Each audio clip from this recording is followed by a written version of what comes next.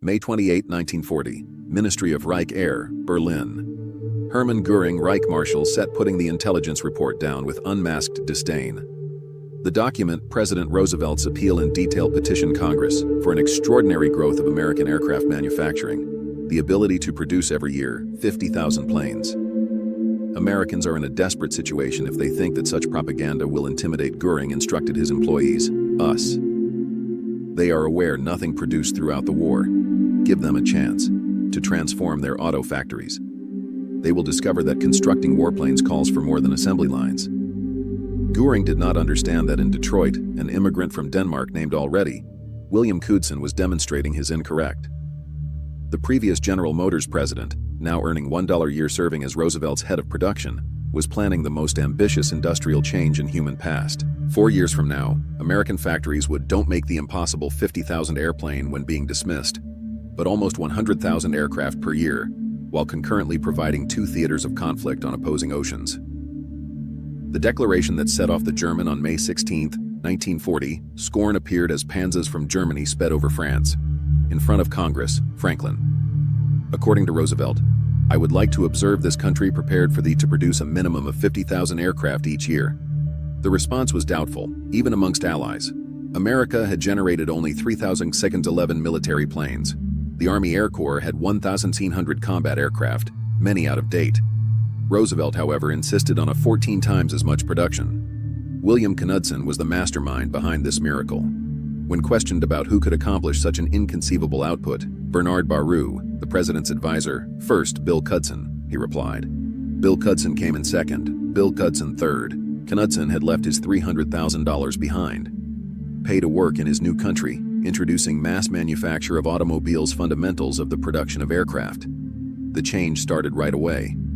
In December 1941, American manufacturing facilities were manufacturing 2,000 military aircraft monthly, a 20-fold rise over the previous 2 years earlier. The Ford Motor Company declared intentions to build a huge bomber Willow Run, Michigan plant. Boeing enlarged its facilities in Seattle. Douglas Aircraft employed thousands of people. The democracy's arsenal was emerging. The denial by Nazi authority of American competencies came from both racial bias and deliberate blindness. Friedrich von Berthica Wehrmacht, General Washington's military attaché in 1933, sent precise reports out until 1941, detailing American industrialization. His cable from December 1940 cautioned, "War production in the United States will approach unthinkable heights." Berlin disregarded these cautions as defaced hyperbole.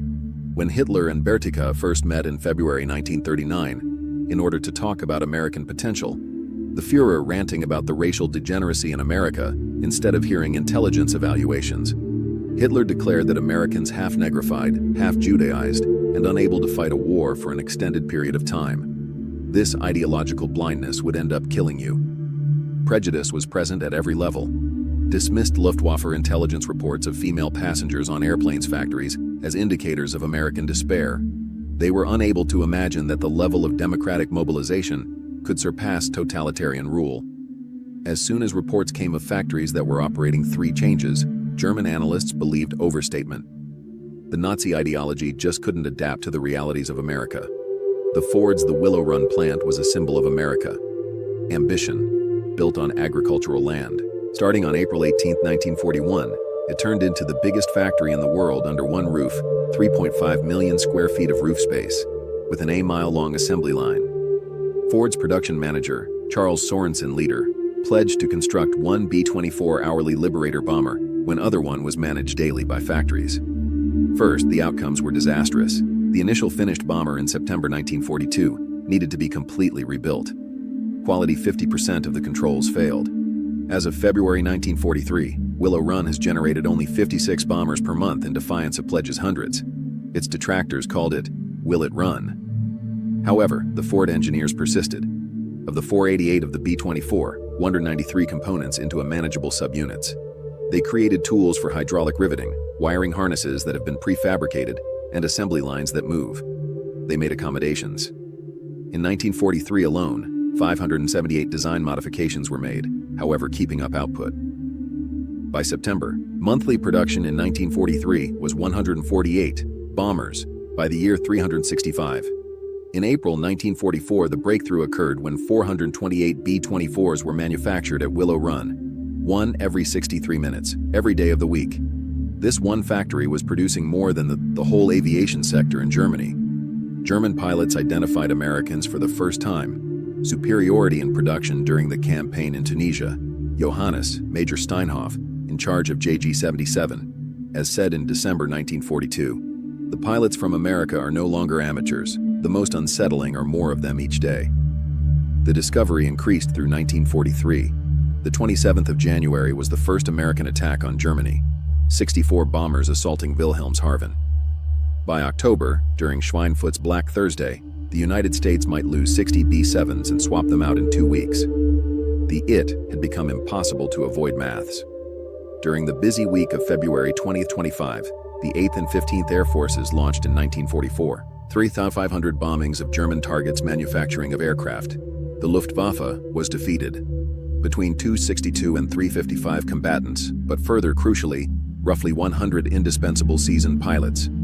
In general, Goering was informed by Adolf Galland that 200 German combatants were being lost. Monthly, while generating 1,000, 2,500 fighters were being produced in America, despite losing 400 per month.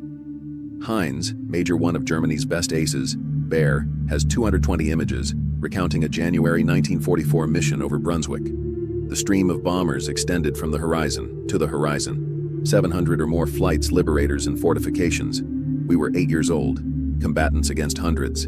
It was bleak. By 1944, American aircraft manufacturing grew to startling proportions. That in just 1 year, factories generated 96,270 airplanes, 16,048, 35,643 engine bombers combatants, and 22,591 airplane with many engines. The output in this 1 year surpassed Germany's total production during the war of about 94,677 airplanes. The discrepancy extended beyond figures. Every American bomber was carrying machine guns of the 1350 caliber with countless rounds. German combatants more frequently launched with partial loads of ammo. American bombers featured sophisticated bombs and powered turrets, websites, as well as advanced navigation apparatus. German combatants frequently lacked working radios. Seattle-based Boeing Plant 2 was generating 16 B-7s every day by May 1944. Douglas Aircraft, which only had 68 employees by 1936, the population had increased to 167,000. Employees from 9 different facilities. North American Aviation produced 500 every month, P-51 Mustangs. Lockheed succeeded in 1 P-38. Lightning is produced every 90 minutes spent putting 2,127 alterations motivated by combat. Supporting sectors kept up with this speed. 57,658 were produced by General Motors. Licensed airplane engines. Packard, constructed 55,523 the Rolls-Royce Merlin. Aluminum from Alcoa. The output rose by 600%. The output of magnesium at Dow Chemicals increased from 6 million to 333 million every year. The change in America's workforce dispelled Nazi stereotypes.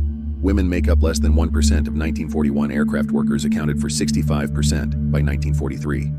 310,000 women in the aviation sector employees. At Long Beach, Douglas, 22, 38, 41,062 women worked there.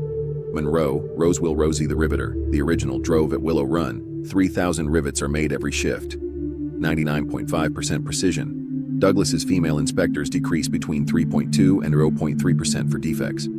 For tiny hands, Ford changed its tools, unintentionally increasing productivity. Fatigue was decreased using lighter pneumatic tools. While more strategically placed workstations, less injuries. German intelligence perceived female work as despair and apprehended Luftwaffe. The study rejected these employees as transient, anticipating a decline in quality. Rather, accuracy increased. Women possessed exceptional detail-oriented skills. Wiring instruments, inspection. Their integration stood for democracy, strength rather than weakness. Being American production surged and Germany pulled back. Into the realm of fantasy, the Jagger program was approved by Goering in February 1944, distributing manufacturing across 729 institutions underground that used slave labor work. The middle complex used 60,000 inmates in appalling conditions with 20,000 people losing their lives. These underground factories generated more flaws than airplanes. Slave workers obstructed elements. Transport between delays resulted from scattered facilities. The quality control system failed. The middle work complex generated fewer engines each month compared to Ford's single plant in Chicago. In the meanwhile, Americans' innovation sped up. Boeing created the B-29 modular, construction in 4 different facilities with parts that are totally interchangeable. The $65,000 price tag of the pressurized B-29 Germany's technology was included into each not able to match in prototypes. By the beginning of 1945, every month, America produced 100 B-29s. On June 6, 1944, it was shown that the result of American manufacturing. The 11,590 people were employed by the invasion. Allied planes versus 319 German sorties, an advantage of 36-1. Although this was not a tactical advantage, destruction of industry. From January to May of 1944, 145,000 tons were dropped by preparatory bombing, hitting all German objectives on German bombing of Britain during the conflict. 3 were supplied by transport aircraft, divisions in the air in a single day utilizing more planes than all of Germany's transportation fleet ever owned. By December 1944, 200 bombers were involved in a single raid, accompanied by 900 combatants. The range of P-51 Mustangs allowed them to Poland's performance is comparable to any adversary, and there were many of them, rendering losses meaningless. Pilots from Germany referred to them as Indians, and they were ubiquitous. At the same time, as defeat seemed near, even the production was recognized by the leadership. Disaster. Goebbels in December 1944 wrote, Goering promises, in his diary, regarding Luftwaffe's apparent superiority, criminal illusions. We battled the global largest industrial power with rhetoric. Prior to D-Day, RML informed his employees, the 10 tanks can be lost by Americans for every one that overwhelms us, even after we destroy it. Upon landing, they will have such material superiority without a position may handle. Hitler also acknowledged to share January 1945. We ought to have heard Bertika's reveals, their capacity for industry was decisive. We constructed hundreds, but they tens of thousands were built. Albert Schar subsequently stated in his testimony that American bombing decreased German output by 31% for tanks, and 35% for 42% for trucks, and 42% for airplanes, he said. Without a doubt, the American assaults, which adhered to a specific set of attack on industrial targets, resulted in the disintegration of German weapons.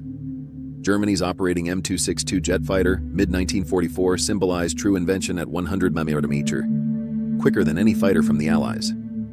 And Goering thought that this magical weapon might regain air supremacy in spite of numerical inferiority.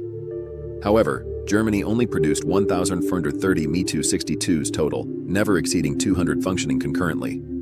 Every 10 years, engines need to be overhauled. Hours. Important resources were unavailable, imposing subpar replacements. Meanwhile, America had started jet progress in 1942.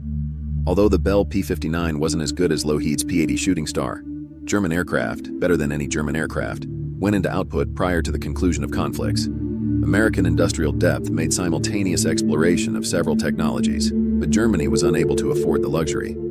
The production conflicts were exemplified by contrast. Result: Germany's technology, being better at jets, didn't mean anything against the capacity of America to generate thousands of traditional combatants while concurrently creating the next generation airplane. Quality without quantifiable evidence, useless in a full-scale conflict. Hermann Göring's detention on May 8, 1945, by members of the 36th Infantry Division of the U.S. commemorated the start of his conflict with actuality. At first, the interrogation was defiant. Facility located near Augsburg, he kept German technology had been better. Defeated solely by numbers.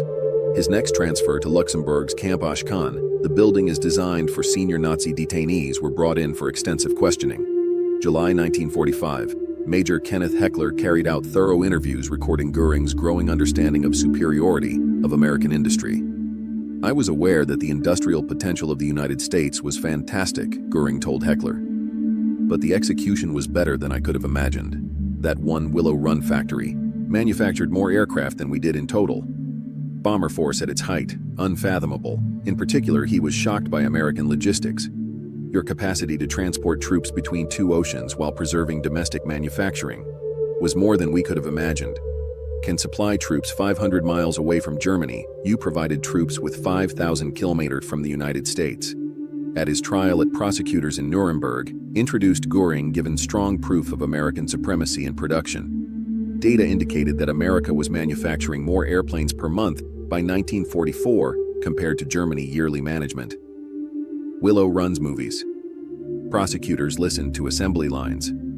German cities that were destroyed by bombs coming from just one facility. Goering's testimony on March 14, 1946, demonstrated his difficulty understanding the scale. I thought the financial and the United States technical potential to be exceptionally high, especially the Air Force, but I didn't think they might lead to a rise in the manufacturing of aircraft 100 times in just 4 years. Appeared to be physically impossible. G.M. Gilbert, a prison psychologist, revealed Goering's preoccupation with production figures. He kept calculated ratios, contrasting individual American manufacturing facilities to the whole German production. He appeared especially obsessed with Willow Run, referring to it as "our backs were broken by the terrible factory," when it was demonstrated that America had manufactured 8 to 12,615 airplane engines in comparison to Germany's 241,675. Goering just gazed at the people in quiet. The mathematical truth of there was no denying defeat. The extent of transition is still astounding till this day. From 3,000 11 American military aircraft in 1940 generated 295,959. By the end of the war, 97,810 bombers, 99,465 combatants, 98,684 others. This was not only a representation of amount, but systemic dominance in all facets of manufacturing. 2 million Americans were employed in the aviation industry. Peak production, comprising extraordinary diversity. Women, Americans of African descent, Mexican Americans, workers with disabilities, Native Americans, teenagers, as well as senior citizens. This democratic mobilization was successful in what the totalitarian rule was unable to do. Voluntary collaboration that went above and beyond product of forced labor by all measures. The labor force that went into factories in 1941, with no prior knowledge of aircraft, become the world's most prominent competent aviation personnel. They didn't just construct aircraft, they transformed producing itself. Statistical quality control was created for the bomber. Production turned into a routine industrial process. Practice all throughout the world. Automation concepts were first introduced at Willow Run changed the world. Production. The bomber's engineers. The Saturn V would be designed on assembly lines. Rocket. The female B-24 riveters would bring up kids who were on the moon. The miracle of creation continued. Triumphantly, launching the American century, the monetary aspects disregarded economic dogma. Production of aircraft spent $45 billion in 1940s currency, equal to $800 billion in today's currency. Just the B-29 program was more expensive than the Manhattan Project. However, instead of ruining America, war production produced previously unheard of wealth. The unemployment rate, which had blighted the decade of the Depression, and disappeared entirely. Individual earnings doubled, from 1940 until 1945. Workers' own sales of war bonds funded a large portion of the expansion. Willow Run employees alone spent $45 million in securities that financed their own factos activities. In contrast, Germany used 40% of its total aircraft manufacturing capacity manufacturing by 1944, yet yielded fewer than half Americans' output. Slave labor, which is being used more and more upon, demonstrated in a disastrous way detrimental. Quality deteriorated, and sabotage was rampant. Actually, productivity per German worker decreased after 1943. Although the productivity of Americans rose 300%, the manufacturing facilities constructed for war served as the basis for post-war prosperity. Smelters of aluminum constructed for bombers created supplies for suburbia housing. Chemical manufacturing facilities that produced plastics made from aviation fuel were used for factories that produced machine tools and consumer items that outfitted airplane factories with tools American industry seeking supremacy in the world.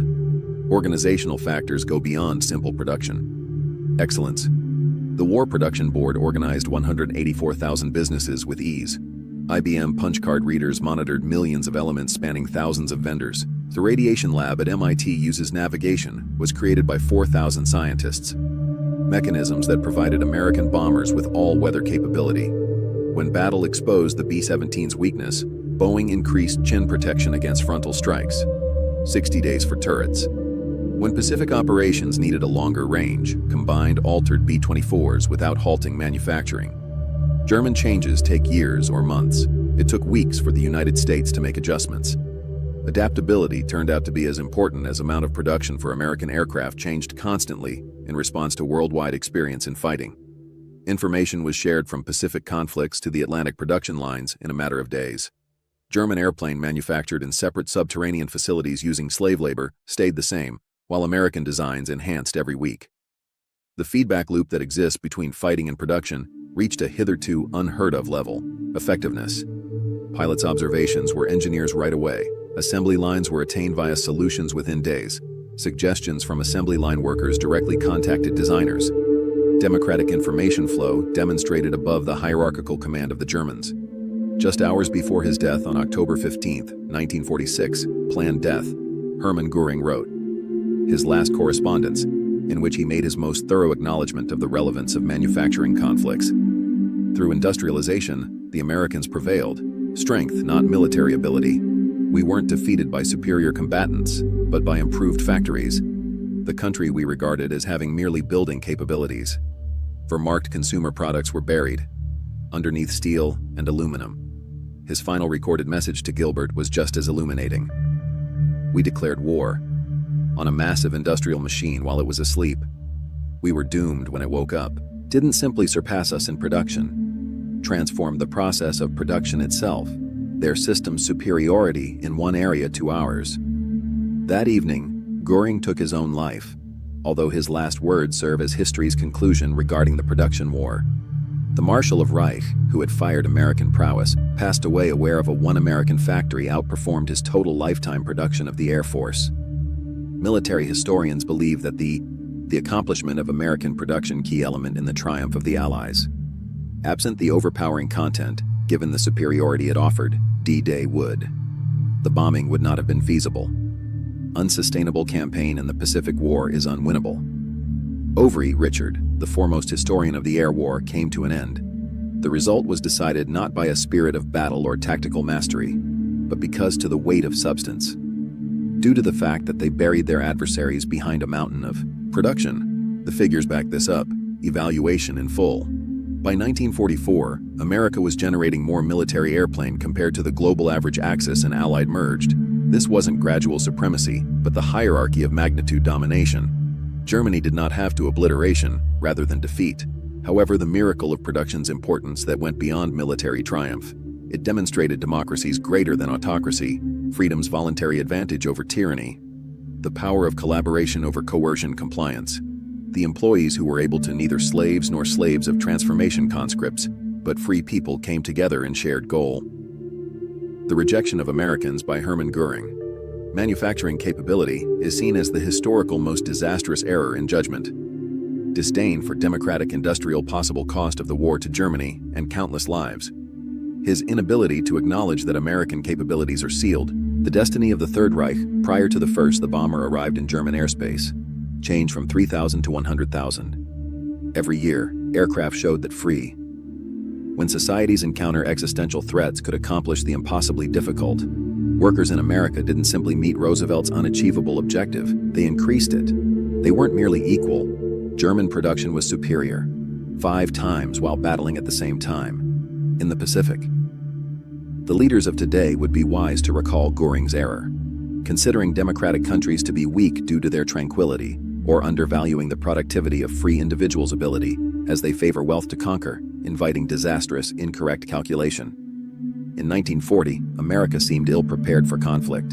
By 1944, it had turned into an invincible industrial giant.